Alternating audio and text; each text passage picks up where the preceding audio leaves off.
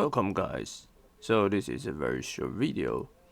We are just trying to prove these two facts. So all we need to know is that the derivative respect to sine x is a cosine ax. Okay, so the first one is nearly trivial because cosine ax can be written as 1 over a sine ax derivative. So we can do the integration both sides, and then we get this. Okay, and the second is cosine square. We know that cosine 2 theta is 2 cosine square minus 1. So cosine square is just 1 times 1 plus cosine 2 theta divided by 2.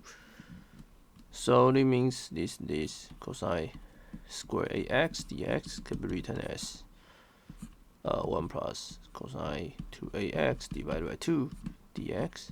So it's x divided by 2 plus a half cosine 2ax dx. So it's x divided by 2, and then this is sine derivative respect to. So we can use this first one and then replace a by 2a, right? So this is 1 over 4a sine 2ax plus c. Okay, so we have this. And finally, we know that the sine 2 theta is just 2 sine theta cosine theta, so we can get the right hand side. Okay, that's it. So be sure to subscribe to my channel if you are interested in seeing my other videos. Thanks.